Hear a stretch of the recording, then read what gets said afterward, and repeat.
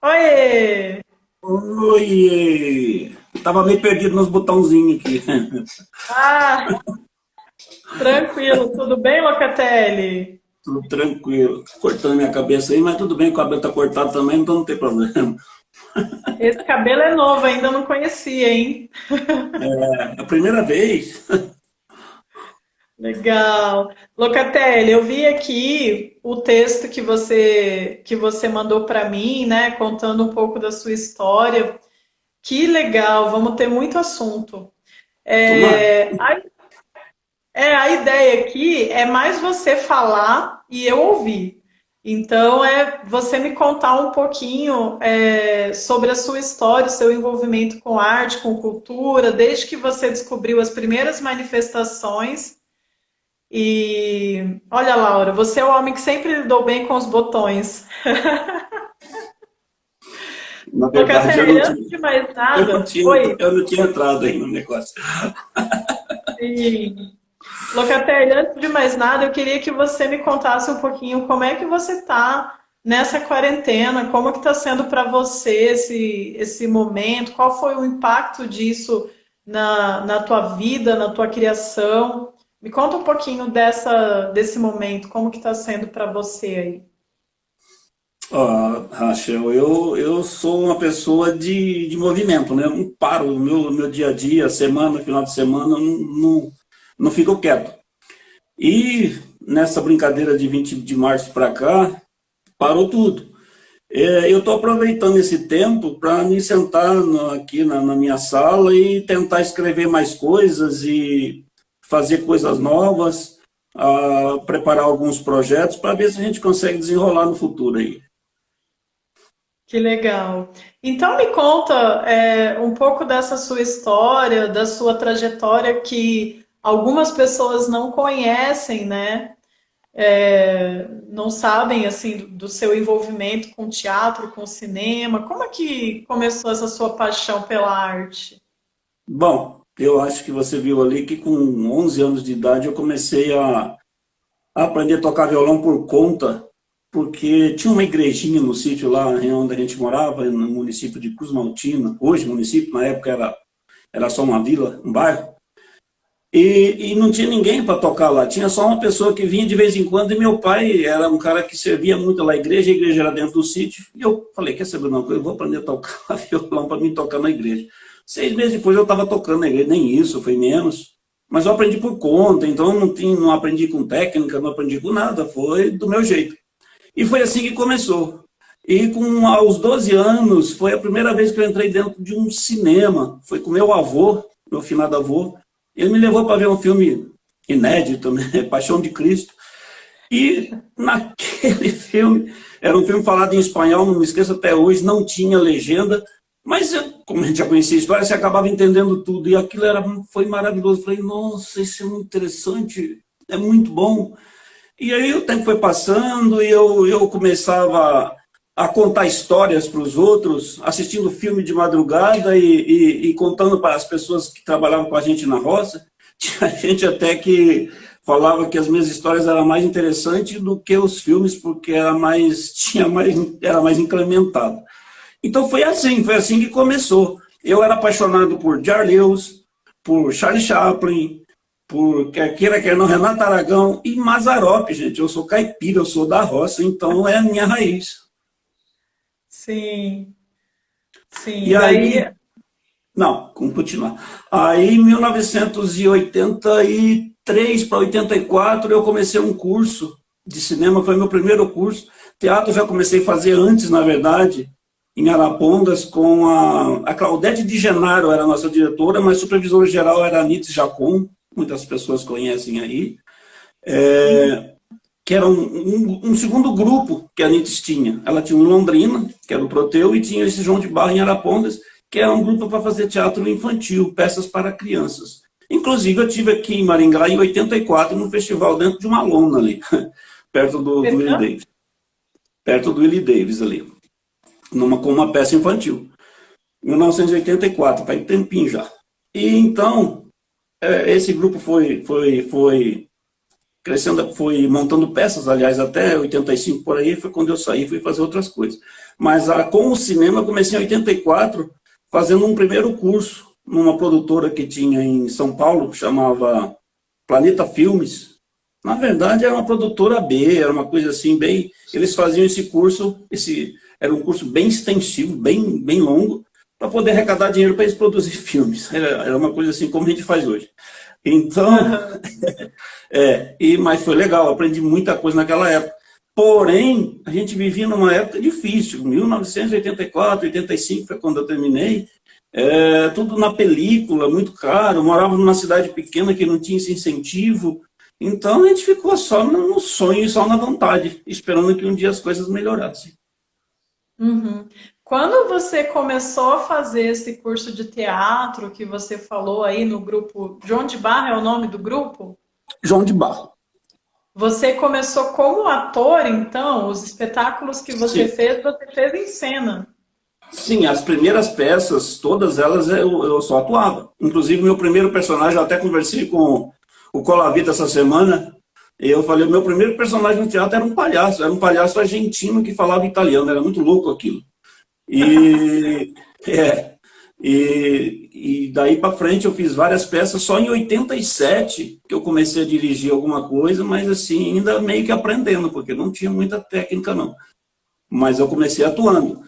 A parte de técnica eu comecei em 86, na verdade, trabalhando com equipamento de som numa campanha política. Foi assim que começou também a parte técnica do negócio. Também autodidata? Praticamente, porque eu não sabia nada. Quando a gente foi comprar, ou nós não, o dono do equipamento foi comprar lá em Apucarana, o equipamento, a fábrica lá estava começando, o pessoal conhece da fábrica.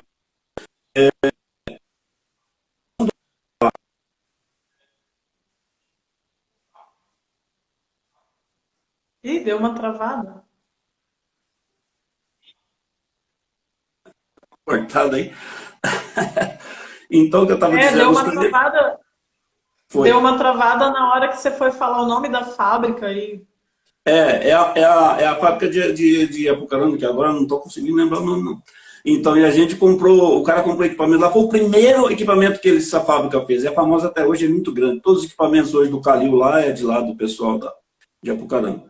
E aí o Jô, que era o dono da fábrica, era vizinho meu em Arapongas, era dono da fábrica em Apucarana, ele começou a me dar uma dica. Uma dica. Ele não me ensinou, ele me deu uma dica e daí para frente a gente aprende. É assim que tem que ser. A minha vida foi toda assim, só com dica, o resto eu tive que aprender. Que maravilha. Não é todo mundo que consegue aprender dessa forma, né? Tem gente que não aprende, só faz cagada. É um ditado antigo, Rachel. Quando a água bate na bunda, ou você aprende a nadar ou você afoga. Então, se vira. Aham. Agora, uma curiosidade pessoal, porque a gente que é muito ligado ao teatro tem a Nitz Jacon como uma grande referência, né? Que é a criadora Sim. do Filo, Festival de Teatro de Londrina e tal. Nesse período, como que foi assim o seu contato com ela? Qual que A era NIT, assim a participação dela dentro do grupo e tal? a NITS é o seguinte, a NITS ela era casada com o doutor Abelardo, que era prefeito de Arapongas nessa época. Então, na verdade, ele era vice-prefeito, depois o prefeito saiu, ele ficou de prefeito, e a NITS entrou como secretária de Educação, Cultura e Esportes, em 1987, eu acho. Então, logo em seguida, nessa época, ela me convidou para participar também da Secretaria de Cultura. Foi quando eu comecei, então, na parte técnica de teatro em 87. Mas antes disso, em 85, 84, 85, eu já participava dos festivais de Londrina. Eu colaborava com ela no grupo dela lá de Londrina, o Proteu, na parte técnica. Mas não, eu não entendia muito, eu estava aprendendo. Eu fui aprendendo junto com uma pessoa que exigia muito, e isso foi muito bom. Porque a gente acaba que prestando atenção realmente no que está fazendo, né? Sim, aí você trabalhou lá no Teatro Vianinha. Inicialmente era o Teatro Vianinha, por alguns anos. Depois, como eu cuidava, não só cuidava da parte técnica de teatro, eu cuidava de equipamento de som também, então a gente fazia muita coisa fora do teatro, na rua, carnaval. Todos esses eventos grandes que tinha, a gente fazia. E depois, passados uns anos, surgiu o velho Cinema Novo, né, que foi reformado lá. E aí veio o Cine Teatro Mauá, que é um espaço bem grande, bem mais completo, onde a gente pôde trabalhar um pouco melhor. Também, também. Sim. Agora, aqui no teu currículo consta que em 87 você resolveu fundar um grupo próprio, né? Sair desse grupo João de Barro, e aí vocês montaram não, 6 espetáculos, Seis, né? seis, 4 adultos, é, 2 infantis. isso. Na verdade, eu já tinha saído do grupo João de Barro um pouco antes. Eu tinha saído em 85, final de 85. Foi quando eu também parei de tocar na igreja nessa época, para poder me dedicar. Eu tinha uma indústria de calçado nessa época, tinha saído do banco e estava mexendo com a indústria de calçado, era meio complicado, assim, muito corrido as coisas. E, e eu saí do grupo e fiquei sem fazer nada nessa área, então me senti assim, nossa, muito ruim. Falei, eu tenho que fazer alguma coisa. Aí em 87 eu era coordenador de um grupo de jovens na igreja. Aí eu conversei com um dos líderes também, um rapaz que tinha. Falei, vamos formar um grupo de teatro aqui? Falei, mas não é grupo de teatro de igreja, eu quero fundar um grupo de teatro que vai sair daqui do grupo de jovens. Ele topou na hora, todo mundo topou, e nós fundamos o grupo chamado ProArte, Projeto Artístico Teatral. Aí a gente logo de cara montamos uma peça bem suave, uma comédia bem tranquila. Depois já foram, em 1988, no centenário da abolição da escravatura, fizemos um espetáculo muito sério, chamado Vida Marcada, Vida Marvada, sobre o centenário da escravidão. Nesse mesmo ano, mais uma peça infantil, e assim foi até 1990, quando foi o último espetáculo, que foi Sob o Luar do Sertão, um espetáculo que falava das agruras e das aventuras e desventuras do homem do campo na época da Geada Negra, em 1975. Nossa, que interessante, deve ter sido muito legal. Muito difícil de fazer, mas muito bonito. Inclusive, esse ano, 2000, está fazendo 30 anos, e surgiu a oportunidade não, a ideia, né? Surgiu uma ideia de um dos fãs, de uma das pessoas que assistiram a peça na época, de remontar. Eu falei, vai ser difícil. Eu não moro mais aqui em Arapongas, aqui em Maringá é difícil para mim, mas agora está havendo a oportunidade, talvez, de sair um roteiro para cinema, vamos ver. Que legal! E nessa época, é, nesse grupo, os textos, a dramaturgia já era sua. Todas as peças que eu montei foram escritas por mim, todas elas. Na verdade, eu não sei como é que eu posso dizer isso, mas não é que eu não gosto, eu não consigo trabalhar com o texto dos outros. Eu tenho a impressão que eu fico meio, assim, eu não consigo desenvolver melhor o que a pessoa escreveu, então eu prefiro não fazer. E esses textos você tem guardado, Locatelli? Rachel, os mais antigos eu não tenho mais nada. Tinha um computador e eu tinha guardado tudo nesse computador, e nessa época a gente, um novo, não nos preocupava muito com alguns arquivos. Em vez de eu fazer cópia, alguma coisa e guardar, na época era tudo disquete, eu não guardei, eu só sei que o computador deu pau, perdi tudo que eu tinha na época, e eu tenho coisas de 20 anos para cá. De 20 anos para cá eu tenho tudo. Aham. Perdi alguma coisinha aí que foi escrita à mão, mas sempre. E aí vem aquele curso de cinemas, oficinas que você fez lá do Museu da Imagem e do Som e tal. Tá, E aí foi a aí retomada. Aí foi a indo para o retomada. cinema de vez. Para mim, foi retomada para mim. Em 1999 foi isso. Surgiu a oportunidade de eu participar era uma simples oficina lá no Museu de Imagem e Som, em Curitiba. Mas chegando lá, nessa primeira oficina, porque depois tiveram outras que não foi no Museu de Imagem e Som, foi numa produtora, o pessoal resolveu, porque a gente fez um curta lá, escreveu, né, dentro da oficina, um curta-metragem, e resolveu filmar o curta-metragem que a gente tinha feito, eu e mais outro colega, que é tudo de 2 em 2. Só que chegando na hora, por causa dessa coisa de película, o custo era alto, acabou não saindo. Aquele texto ficou guardado. Ele ficou guardado, eu sempre estava lendo, relendo, empurrava para lá, empurrava para cá, e nós filmamos ele no começo desse ano. É o Depois de 20 anos. epílogo. Epílogo, exatamente. Mas, voltando ainda no tempo, em 2000, isso foi em 99, em 2000 eu fui convidado, daí por causa disso, a participar de uma oficina grande. Aí sim, esse foi um curso praticamente de roteiro feito com o José Peixoto, ele é um roteirista do México não, de Cuba, em Curitiba, e nós fizemos o roteiro em cima do livro do Domingos Pellegrini chamado Terra Vermelha. Terra Vermelha é um livro histórico, é um romance histórico. O Domingos ele retrata a colonização do norte do Paraná na visão da família dele, desde 1930 até o ano de 2000, quando ele terminou o livro. Pouquinho antes de 2000, quando ele terminou o livro.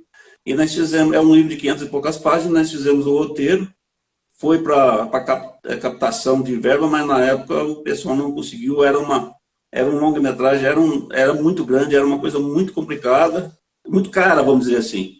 Eles não conseguiram. O Domingos disse que agora tem um pessoal que está querendo voltar a produzir. Não sei, eu tenho sempre contato com ele, né? E ele disse que estão querendo produzir. Vamos ver. Tomara que saia, né? Foi de 20 anos também. Sim. E você tem mais de 100 roteiros de cinema, Locatelli? Olha, entre curtas, longas, séries e até novela que eu participei de concurso de novela, eu passo de 100. Exatamente. Eu participei. Hoje que eu tenho guardado, mas só que é assim, né? Vamos falar francamente. É 100, mas eu calculo que eu aproveito uns 30 disso daí, porque quando você começa a escrever, você escreve muita besteira, muita bobagem, você não tem muita noção do que está fazendo. Depois que você vai lapidando isso, que você vai vendo que não é bem daquele jeito, e aí as coisas vão se melhorando. Eu fiz muito roteiro, texto, para o programa do Fernando e o Tadeu. Você conhece o Fernando, eu acho. O Tadeu também. Lá em Arapongas. Era um programa que tinha semanal. Então tinha vários tipos de personagens. Eu escrevia uns 3 ou 4 para o Tadeu. Aí depois, em 2009, nós produzimos uma série com 30 episódios. De vez em quando eu coloco um aí, que na verdade é ele que está colocando e eu só estou repassando. Daquela época ainda de 2009, 2010. Era eu e ele que fazia. A gente escrevia, dirigia, filmava, editava e punha no ar. Então, mas era um trabalho já um pouco mais melhorado. Mais em cima de humor, né? Em cima de comédia. Eu ia falar isso, que o Fernando e Tadeu era uma dupla cômica, né? Agora, eu não sei se eles continuam sendo uma dupla, acho que separaram ou não? Não, faz tempo já.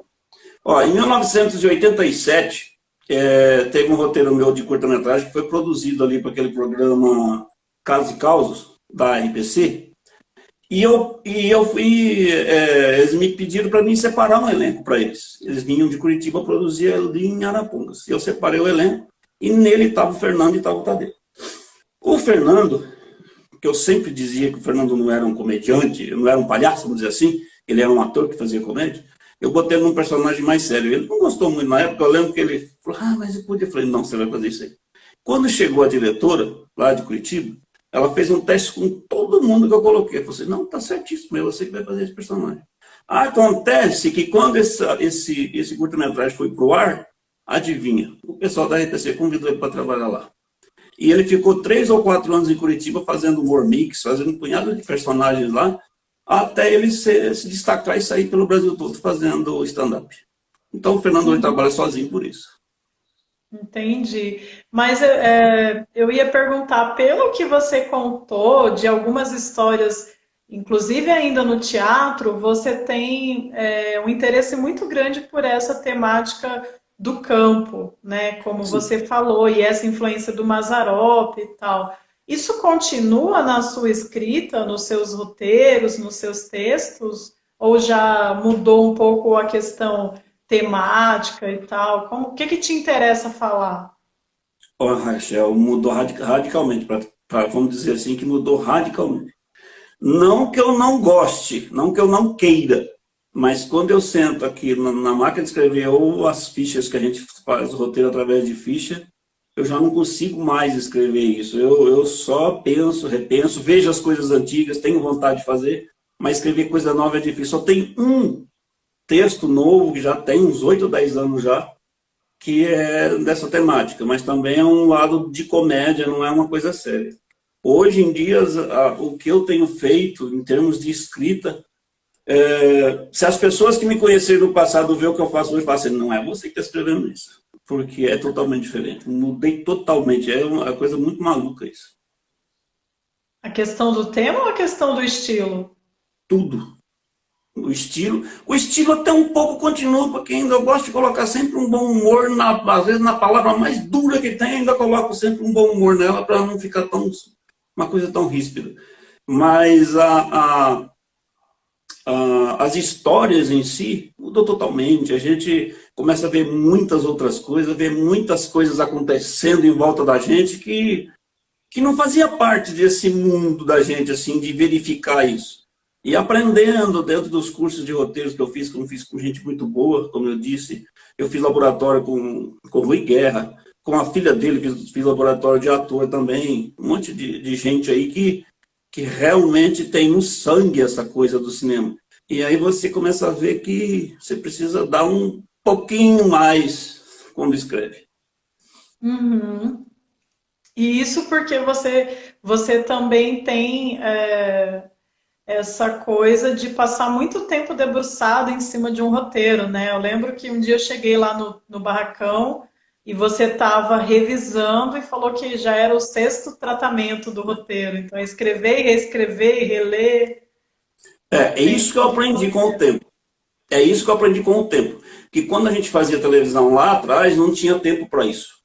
E aí as coisas não saíam do jeito que a gente queria, às vezes. Por quê? Porque não dava tempo de você analisar aquilo, não dava tempo de você falar, será que isso vai dar certo, não vai dar certo? Será que vai funcionar, não vai funcionar? Será que, sei lá. Agora não, agora a gente tem um outro problema. A gente vai ficando mais velho, vai ficando um pouco mais seletista das coisas. Então, acaba que a gente fica olhando o que está escrevendo, olhando o que está escrevendo, se tem uma coisa errada, será que eu falei besteira aqui, será que alguém vai achar ruim com isso? Aí já eu também deletei esse negócio de achar ruim, porque hoje em dia isso não conta mais, então o que conta agora é o que eu estou pensando realmente, eu quero colocar no papel. Tá bom? Sim. E o que você tem falado hoje? Já que você falou que mudou radicalmente, porque agora tem coisas que não faziam muita parte do seu universo, do universo do campo e tal, sobre o que você tem escrito hoje? Ó, Rachel, eu tenho alguns roteiros aí da linha. Eu não sei nem explicar direito, mas mais atual mesmo, levando essa linguagem da moçada de hoje em dia, das formas que as pessoas estão vivendo. A própria forma das pessoas pensarem mudou muito, mudou radicalmente, assim. 20, 30 anos atrás, 25 anos atrás, quando a gente escrevia, você escrevia alguma coisa, todo mundo falava, nossa, que gostoso, que belo, que bonitinho. Agora não, se você escrever uma coisa daquela, fala, nossa, que coisa esquisita, ai, que coisa infantil, ai, que coisa boba. Então a linguagem da gente muda, ela tem que subir, ela tem que acompanhar o nível, pode ser até baixo, mas tem que acompanhar o nível, porque faz parte do dia a dia das pessoas. As histórias que eu tenho escrito têm a ver com drogas, com a juventude, com a vida em família, com a falsidade, com a ideologia, com um monte de coisas que na minha época não tinha nada disso, eu não falava disso. Como que é o epílogo? Você pode contar um pouquinho pra gente? O lançamento dele foi interrompido, né? Estava marcado e veio a pandemia, né? Vou te falar, fazia 10 anos que eu estava aqui em Maringá, fazia 10 não, vai fazer 10 anos que eu estou aqui em Maringá, nunca tinha feito nada nessa área. Aí eu falei pro Marcão no final do ano, vamos fazer? O Marcão, vamos embora. Aí nós adaptamos o roteiro para fazer nós até filmamos dentro do Teatro Barracão, foi autorizado na época pelo nosso amigo lá, o Miguel Fernando, que é o secretário. Eu estava de férias, ficamos lá 20 dias trabalhando lá dentro, filmando o roteiro, deixando tudo bonitinho, 49 minutos, que era para ser um curta, mas deu um média, 49 minutos, quando foi para lançar, era para ser lançado dia 28 de março. Dia 20 parou tudo. Então, agora a história é a seguinte. A história fala de um escritor que perdeu toda a sua criatividade, ele não consegue mais escrever. Na verdade, todos os seus livros que ele escreveu sempre tinham o mesmo final. porque ele misturava demais a vida pessoal com a ficção que ele botava, que ele punha no papel. E aí o que aconteceu? Que chegou nos últimos livros, ninguém mais queria saber do livro dele, porque sabia o que ia acontecer. Então ele entra numa crise, não é existencial, mas ele entra numa crise de criação e começa a confundir a vida dele com as personagens do livro dele. Ao ponto de, não vou contar, porque as pessoas vai dar spoiler, mas a gente fala que toda história tem que ter um fim, certo? Toda história tem que ter um fim. Sim. Agora vai ter que esperar a pandemia passar para a gente assistir esse filme. Você não pensa em disponibilizar ele? Eu tô pensando, eu tava falando com o Marcão hoje, inclusive eu até subi ele pro YouTube hoje, mas não liberei, só tá enlistado ainda. Tava falando com ele, talvez a gente vai liberar, porque não vai adiantar nada ficar esperando, não. Isso não vai, tô achando que vai demorar demais e talvez semana que vem já eu libere ele e aí o povo assiste. Olha que legal. Vamos fazer a torcida aí, gente. Bota todo mundo aí que quer ver o. Inclusive, Rachel, eu fiz uma edição dele, uma edição resumida dele de 20 minutos, e eu enviei ele para uns 30 festivais afora aí, mas é tudo festival online, a maioria. E em dois deles, um deles foi classificado, foi até perto lá das finais, e a outra foi classificado o roteiro, você acredita? O roteiro foi classificado para ir para uma... Não sei o que deu ainda, porque ainda não saiu o resultado, porque ele é para produções. Essa empresa, uma empresa de Londres, eles fazem uma classificação e aí depois eles vão mandando para produtores que se interessam, eles produzem os filmes. Muito interessante. E você é um cara que pesquisa bastante essa questão dos editais, dos festivais, né? Eu lembro que você já foi contemplado em concursos de roteiro, outras coisas, não? Já, eu participei uma vez, eu não lembro o ano, acho que é 2006, 2007, de um concurso de roteiro de novela, você acredita? E na Rede Record. E nessa época participou ali foi 676 pessoas participaram. Eu fiquei em sexto lugar na época, então para mim foi uma vitória, eu nunca tinha feito aquilo, então foi uma loucura. E daí, inclusive, os 3 primeiros foram produzidos pela televisão, não foi uma coisa séria, que se eu tivesse ficado pelo menos entre os 3, teria sido produzido, mas fiquei em sexto. Mas tá bom. Poderia durar 2... Não, eles poderiam ter feito com validade de 2 anos, né? Fazia 3 um ano, 3 no outro. Depois já tinha... não, isso só foi esses 3, para eles, acho que era um incentivo que eles estavam dando para novos autores, né? Para poder descobrir novos autores. Inclusive, os roteiristas desses 3 estão trabalhando lá na Rede TV, na rede lá até hoje. Ah, então esse que eu lembro que você me contou um dia no teatro, era uma parada na gringa, acho que Londres. É esse que você falou que ainda está Não, teve uma vez há 3 anos atrás que foi só de roteiro. Esse também era um estilo diferente. Não, esse não foi foi em Londres, não. Esse foi em Sundance, nos Estados Unidos. Na verdade, eles selecionavam 10 melhores roteiros de tudo que o pessoal tinha mandado lá. Esses 10 melhores roteiros, eles eram enviados nesse mesmo estilo que eu falei, porque eu fui selecionado agora, só que era um outro vertente. Lá era longa-metragem. E eu fui selecionado entre os 10. Mas depois eles selecionavam 3 e enviavam para a produção. Aí os 3 iam ser produzidos realmente sem... Era o prêmio da pessoa, era a produção do filme. Mas aí eu não sei que classificação que eu fiquei, eu só sei que fiquei entre os 10. Eu não fiquei entre os 3 finalistas. Não, porque a gente fala português, né? Eles selecionam, a maioria seleciona quem fala inglês. E os 3 finalistas lá foram um da Inglaterra, um da Austrália e outro dos Estados Unidos. Tudo inglês. Sim. Ó, o pessoal tá fazendo a torcida aqui para você liberar o filme. A Laura Chaves, o Alan, o Leonardo Fabiano, a Gi Pagotto, o Felipe, todo mundo quer assistir o filme, então... A gente vai pôr, você pode ficar tranquilo. Aí vai divulgar também. A gente divulga. Eu já mando para você também repassa aí, quem sabe eu vou ver um pouco mais. Com certeza. E esse filme, o epílogo, ele é um solo, só tem o Marcão em cena? É engraçado porque o filme tem três personagens principais, vamos dizer assim, mas é só o Marcão que interpreta. Ele faz os três. Foi Oh, uma, foi difícil. Foi difícil porque a gente tinha que decupar as cenas que o Marcão estava com barba, depois sem barba, ia trabalhar junto, um contracenando com o outro, e não podia ter erro de jeito nenhum, nem de luz, nem de figurino, nem de continuidade, nada. E a nossa equipe era grande pra caramba, Rachel. Esse era o problema. Era eu, ele e eu. então você tem múltiplas funções, né? Você escreve o texto, Nossa, dirige a cena, filma, tudo, tudo. edita. Eu estou fazendo um curso agora longo de cinema, já faz algum tempo. Estou aproveitando essa pandemia para fazer isso. São 120 cursos, na verdade, todos de cinema, todos na linguagem de cinema.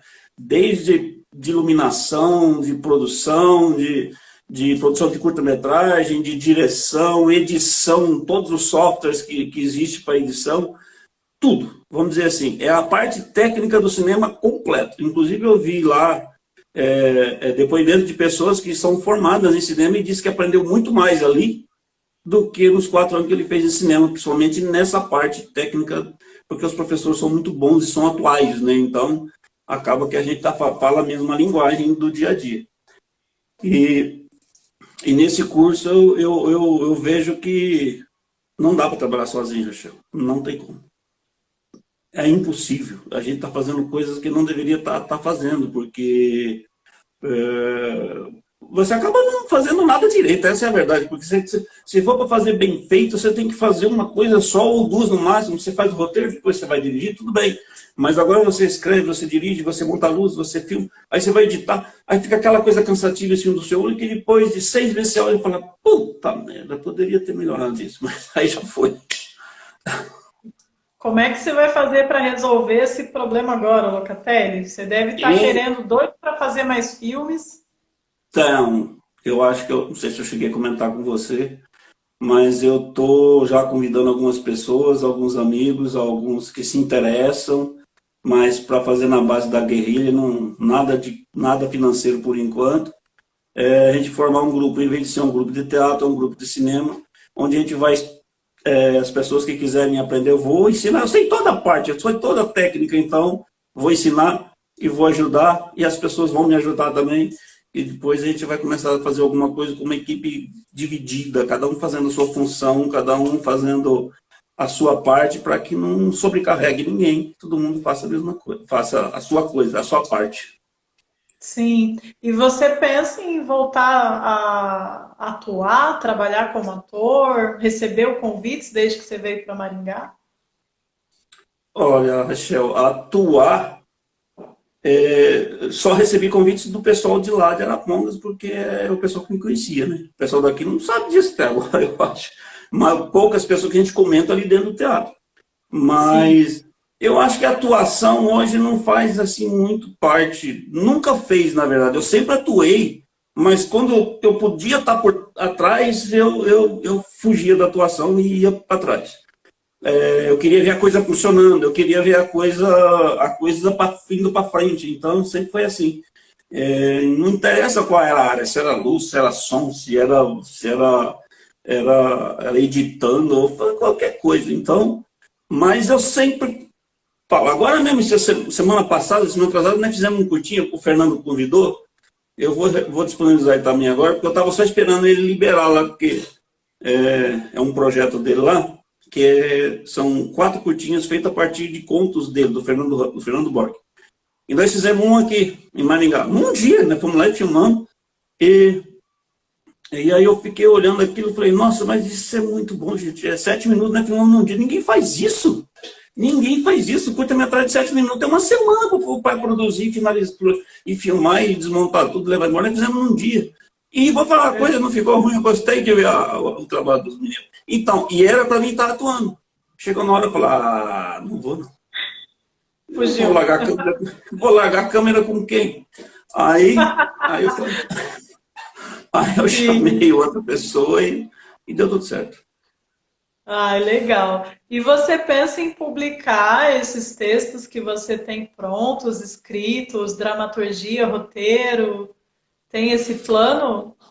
Não, nunca pensei, Rachel, porque é muito difícil isso. O máximo que a gente faz é colocar em algumas plataformas aí, que eu tenho muitos textos naquela usina de letras, mas isso é coisas antigas. As novas eu não tenho lá, não. Algumas plataformas que o pessoal às vezes pede para mandar. Tem texto meu daquela plataforma lá que foi produzido há 5 ou 6 vezes, sempre por universidades de letras, de faculdade de letras, que os alunos pegavam para produzir. Outra coisa que também esqueci, o ano passado teve um texto meu que eu tinha feito, que inclusive era uma adaptação do Monteiro Lobato, e não era nem original, era uma adaptação, mas uma grande escola aí do Brasil viu o texto e colocou dentro do currículo da quinta e sexta série, se eu não me engano. O texto faz parte, está lá no livro deles de quinta e sexta série. Ah, que legal. Acho que eu posso falar, não tem problema, não é positivo. Sim, sim. E como é que foi essa coisa de vir para Maringá, de entrar na Secretaria Municipal de Cultura como técnico, iluminador, né? Essa parte já mais recente aí da trajetória. Essa é uma parte doída no passado e boa no presente, vamos dizer assim, porque lá em Arapongas eu sempre fui técnico e você não sobrevive nessa função se você não tiver num setor público, principalmente numa cidade pequena. E aí eu trabalhei muitos anos na prefeitura lá, nunca fui político, nunca fui partidário de ninguém, nunca fui filiado de partido político, mesmo porque eu não penso assim, exatamente por causa da função. E aí chegou uma hora que terminou o mandato do prefeito lá, com o qual a gente era amigo, mas isso não tem nada a ver com política, era amigo já de antes, de família. Meu pai era vizinho desde lá de sítio, coisa antiga. E o prefeito que ganhou novo na cidade simplesmente entrou com o pé e eu entrei com a bunda e foi assim. Aí eu fiquei 6 anos trabalhando por conta na cidade, filmando programa de televisão, filmando casamento, filmando evento, filmando festa, escrevendo coisa, produzindo esse programa do Tadeu e do Fernando, um monte de coisa assim.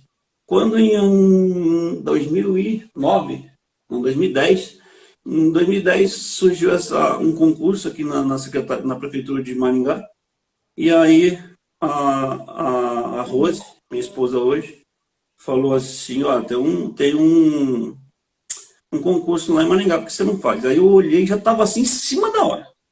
Eu falei, vamos tentar. Aí eu fiz a inscrição, falei, eu vou fazer esse negócio, não sei, faz tempo que eu já fazia um tempinho que eu não trabalhava assim, definitivo nessa área, né? Mas tá, aí eu vim para Maringá, fiz a inscrição, vim para Maringá, fiz o concurso.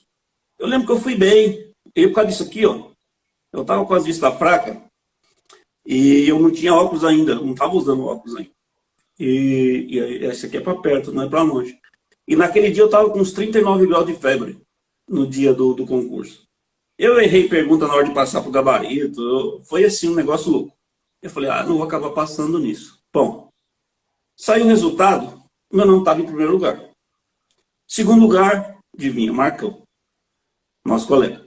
Aí, eu falei, bom, agora acho que vai ser o teste prático. Aí eu fiquei com aquele negócio na cabeça, falei, se for que nem aqui na minha região, ali, falei, se é carta marcada, eu tô lascado, então eu não vou nem entrar. De repente, passou uma semana, me liga uma moça da RH e falou, escuta, se passou em primeiro lugar, você tem que vir aqui trazer a documentação para entrar. Eu falei, mas não tem o teste prático? Falei, não, você vai trazer 5 anos de experiência. Falei, então tá tudo certo, é que já tinha isso antes, né? Eles pediam 5 anos de experiência. Aí depois acabou isso, nunca mais teve, aí era com teste. Mas o que me valeu foi 5 anos de experiência. Aí eu entrei na parte técnica, final de 2010, outubro de 2010, agora em outubro faz 10 anos. Aí você começou no Calil, né? Na verdade, eu comecei no Calil, fiquei 20 dias só no Calil. Aí teve um problema com o técnico da época no barracão. Eu fui para lá e fiquei um ano inteiro no barracão. E o Calil entrou em reforma em 2011, então não precisei voltar. Quando terminou a reforma, a secretária falou assim, não, você é o único concursado da secretaria nessa área, você vai voltar para o Calil. Aí em 2012 eu voltei para o Calil, fiquei 3 anos, e aí houve um outro problema, também administrativo, que os técnicos tinham que ser concursados na área ou ser da área. E aí quem estava lá no Teatro Barracão era uma pessoa de administrativo. Tiveram que tirar, né? Trocar. E aí tinha um outro problema que cada função na Secretaria de Cultura ela é independente. Tem a função de iluminação e tem a função de técnico de som. A minha, na prefeitura, é de iluminação. Embora eu faça as duas, sempre fiz as duas. E aí a secretária falou assim para mim, você não quer ir para o Barracão? Está precisando de um cara que mexe com som lá, porque está tendo um evento de som lá e o povo não está gostando muito de quem está lá. Falei, bom, então vamos. Aí eu vim para o Barracão e acabei ficando. Tá lá, já está para mais de 5 anos já. 5 anos e meio. E do barracão você não vai sair não, né? Ah, provavelmente. Como tem sido o contato com a cena cultural de Maringá? Porque todo mundo passa pelo barracão, né? Você já conhece praticamente todo mundo lá, né? Quem vai, o pessoal que vai lá, conhece todo mundo, eu sei quem que é o mais chato, quem que é o mais bonzinho, quem que chega atrasado, quem que chega adiantado, quem que quer chegar um dia antes, quem quer chegar um dia depois. A gente já sabe tudo, já conhece o estilo de cada um, já cada espetáculo, se não for um espetáculo renovado, já sei a iluminação, já, a gente já até acaba montando antes, quando chegar a luz está pronta. É assim que funciona, a gente vai levando de acordo com o que sabe. O Leonardo Fabiano pedindo nomes aí. Eu também fiquei aqui só pensando, né? Ele tá louco? Ele tá louco? Ele tá louco? Vai ficar gravado, Leonardo. Isso daí ele tem que falar no privado. Nem no privado e nem na privada. Olha, Nielice, eu sou o quê? A mais boazinha. KKK. A Nelice, coitada, a Nelice já faz tempo que ela não vai lá. Né, Nelice? Você sumiu de lá? Acho que ela parou do Mas é, grupo dela. mas é bom que você se dá bem com todo mundo, né, Locatelli? Todo mundo gosta de você, te elogia. Quando você não vai estar lá no teatro, a gente fica pedindo para botar o Locatelli. É engraçado porque dá a impressão que tem gente que acha que o teatro é meu. Tem gente que acha que o teatro é meu, assim, principalmente não as pessoas que dirigem os grupos, mas algumas pessoas dos grupos que não estão muito por dentro do negócio, que falam, esse teatro é seu, né? Eu falei, que teatro meu? Porque você cuida tão bem, cuida não sei o quê. Eu falei assim, então, porque dá a impressão que é seu. Eu falei, não é meu, não. É de todo mundo. Sim. Ah, eu quero. As pessoas. Faltou comentar, ler alguns comentários que passaram aí falando sobre a questão do roteiro, do grupo que você falou que você está montando aí para trabalhar com Sim, guria. deixa eu falar disso aí, porque a gente passa muito rápido. Várias pessoas Inclusive, se ofereceram já, viu? é isso que eu estou falando, que eu quero dizer. É o seguinte, eu vou aproveitar aqui, quem estiver vendo aí e quiser repassar também, a gente está convidando todo mundo. Quem quiser, não tem sexo, não tem idade, não tem nada. Então, qualquer coisa, quem quer atuar, quem quiser carregar cabo de microfone, quem quiser carregar microfone, quem quiser só ficar olhando, não enchendo o saco, já tá bom. Então, qualquer um serve, desculpa, qualquer um é convidado. E a gente logo, semana que vem, a gente vai já marcar uma data para fazer a primeira reunião. Vou ver o lugar certinho. Provavelmente o Chico vai liberar para a gente lá no barracão, mas não está nada certo ainda, não falei com ele ainda. Mas a gente vai fazer sim. E já vai convidar Mas todo mundo, botar todo mundo para trabalhar.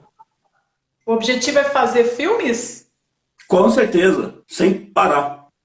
Sem parar, tem alguns projetos já em andamento, alguns curtas. Tem um projeto meio grande, mas aí eu preciso de verba, não vai dar. Então vai ter que esperar mais.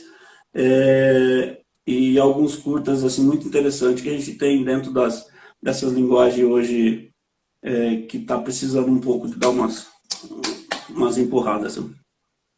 A parte de documentário, de clipes musicais, essa parte nunca te chamou muita atenção? Assim, você fica mais na ficção, né? Eu só escrevo ficção, mas inclusive essa semana eu já fui convidado por uns colegas aí para a gente fazer um documentário. Mas clipe, para falar bem a verdade, eu fiz alguns lá atrás, já há algum tempo atrás. Eu não sou muito chegado a fazer clipe. É uma coisa que tem uma linguagem um pouco diferente do que eu gosto de fazer. Então, a gente, se você não está fazendo uma coisa que realmente você entenda aquilo que você está fazendo, acaba que não sai às vezes do jeito que a pessoa quer. Então, eu prefiro nem me intrometo a fazer muito isso, não. Eu prefiro a Ah, ficção, que eu conheço a linguagem. sim.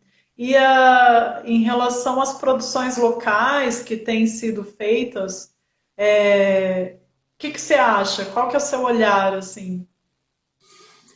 Ah, Shell, acho que eu vi tudo do que foi feito aqui. Só tem um último trabalho que eu não vi ainda, que eu até pedi para a pessoa, disse que vai mandar um DVD para mim, porque também não tá online. Tudo, eu sempre falo isso, tudo tem um começo. Ninguém nasce sabendo. Um prédio não começa do último andar para baixo, ele começa do primeiro para cima, aliás, dentro da terra e bem fundo. Até chegar na terra para começar a sair o prédio, são metros e metros de concreto lá embaixo. Então, o alicerce tem que ser muito grande. Então, eu tenho um pensamento que vem de um cineasta muito conhecido, chamado Quentin Tarantino, que todo mundo conhece, que ele diz o seguinte: você quer fazer filme? Faça. Você não tem câmera? Empresta. Você não tem gente? Corre atrás. Faça. Faça de qualquer jeito. Faça e faça. E puta merda, que merda que eu fiz, mas eu quero fazer. Aí depois você vai falar, não, eu quero fazer melhor. Aí faz. E foi assim que eu comecei, e é assim que todo mundo tem que fazer, e não tem outra forma. Não tem outra forma. Isso é uma coisa muito cara. Não é uma coisa barata. Então, quando você vai fazer barato, então você tem que usar a criatividade e a boa vontade de todo mundo. Pois é, e ainda você conseguiu deixar tudo isso adormecido por um tempo, né? Sem conseguir produzir, sem conseguir filmar. Aí deve estar enlouquecido agora, né? Para fazer Sabe o que essas é, coisas. Marcelo? Foi uma transição. Eu tinha equipamento profissional na época, isso 10 anos atrás. Só que houve uma transição. E vendendo aquele equipamento que eu tinha, eu não consegui comprar nem um décimo de uma câmera que fosse boa na época depois. E era uma câmera de primeira naquele momento. E depois eu não conseguia mais. E aí eu passei por assim, muitos anos aqui em Maringá, muito corrido. O meu trabalho na Secretaria de Cultura é muito corrido. Não parece, mas é muito corrido. Chega de abril para frente, é uma coisa absurda, mas tem evento quase todo dia. Então a gente não tem tempo para fazer as coisas. Você tem que caçar uns momentinhos. E é difícil, tanto é que eu só tiro férias em janeiro exatamente porque é época que não tem evento, que é para não atrapalhar ninguém. E nós estamos tendo uma escassez de funcionários na Secretaria de Cultura. E essa escassez está levando a gente a trabalhar muito fora de hora, muitas horas no final de semana. Não agora na pandemia, né, porque não tem nada, mas quando está tempo normal, é uma coisa muito corrida. Muita hora extra, muito corrido. Família nem vê a gente. Então, agora eu sempre falo, eu preciso botar a cabeça no lugar e eu preciso fazer alguma coisa. Não dá para ficar só na técnica, eu preciso desenvolver a minha área também. Sim. Agora você está fazendo home office, está fazendo serviço administrativo? O que você está fazendo agora que o teatro está fechado? Não, eu estava indo meio período, que a prefeitura estava fazendo, até meio de meio. Eu acabei pegando uma férias que estava vencida. Adianta para a prefeitura também, porque depois, quando eu voltar, não preciso tirar de novo. E agora, em agosto, eu volto de novo, vou para lá fazer manutenção. Fabriquei caixa de som lá nessa época, essas coisas. Não reparar, não para. Então, mas home office não dá para fazer, porque é um serviço técnico, né? Então não tem como. A gente, por incrível que pareça, Locatelli, a gente só tem 4 minutos, o tempo voou. Se alguém Ui, quiser deixar alguma pergunta aí, fique à vontade. Mas na sua passagem, pelo. Passagem não, porque você está lá ainda e espero que fique um tempo ainda, pelo Teatro Barracão, você fez muitas melhorias, né? Teve muitas iniciativas também por conta própria, né? Como é que você pode falar? Não sei se também você não quiser falar Pode? alguma coisa, não precisa, Não, mas em não, relação não à tem problema manutenção não. do teatro. Não tem problema não. Isso é uma coisa que eu aprendi desde quando eu tinha, sei lá, 10 anos de idade. Só uma pequena história assim, bem breve do passado. Eu com 11 anos, quando eu mudei de Terra Roxa para Cruz Maltina, nós mudamos num sítio a 6,5 km longe da cidade. Ginásio, eu estudava na quinta série, só tinha à noite. Era 6,5 km de terra, de subida e descida no meio de mato. Então, eu trabalhava durante o dia todinho na roça, 5 horas da tarde saía da roça, ia para cá, tomava um banho, e ia para a escola, ou de bicicleta, ou a cavalo, ou na garupa de um trator, de um vizinho que ia, ou de um jipe, de um outro vizinho que vinha da fazenda. E assim, eu comecei, a minha vida foi muito difícil na escola, na educação. Então, os 4 primeiros anos de escola, de ginásio, foi estudando à noite. Quando começou o segundo grau, esse segundo grau estava a 20 quilômetros de distância, porque era em Faxinal. Então a gente pegava um ônibus e chegava em casa às 1h30 da manhã todos os dias. No outro dia, 7 horas da manhã, estava de pé para trabalhar de novo. Então, é uma coisa que a gente valoriza o trabalho. A gente valoriza isso, porque aprendeu assim. Então, quando eu estou lá no teatro, eu estava lá no teatro, né, estou no teatro, que eu vejo que está faltando alguma coisa e eu posso resolver, eu resolvo porque não é bom só para quem está usando, é bom para mim, porque também vai facilitar o meu trabalho lá na frente, vai facilitar as coisas saírem, surgem, acontecem mais rápido, não te dá tanta dor de cabeça, e ficar esperando os outros. Para que ficar esperando se você pode resolver? E é o que muita gente às vezes fica fazendo, fica esperando as coisas. Não, eu não gosto de ficar esperando. Às vezes eu cobro um pouco. Tem algum secretário que ficou meio bravo comigo uma época aí, mas eu cobrava, mas mostrava, ó, é por isso que eu estou cobrando. Não é por nada, é porque eu sei o que eu estou cobrando. É por isso. Então a gente acaba fazendo. Quando uma coisa não acontece, a gente vai lá e faz e acabou. E acho que é por isso que você é tão valorizado e tão querido, né? Porque você é assim quando nos atende também no teatro, nas montagens, sempre dando boas dicas, inclusive estéticas, né, nos espetáculos, para a gente repensar, mudar, melhorar. Faz Foi uma parte, coisa, né? aconteceu uma coisa engraçada há um tempo atrás, num festival que o Márcio Alex fazia, em um espetáculo de São Paulo, eu não me lembro o nome do espetáculo, era de uma mulher que se transformava num macaco em cena, você deve lembrar disso. Eu não lembro da. Ai, tem 20 segundos só. Esse Ah, foi o. Será que a gente volta para contar essa historinha? não, vamos continuar rapidinho, já acaba. Não, e aí quando eu terminou o espetáculo, para me perguntar quem montou essa luz, eu falei, fui eu. O cara perguntou assim para mim, uma outra pessoa que estava assistindo, você trabalha com cinema? Daí eu falei, não.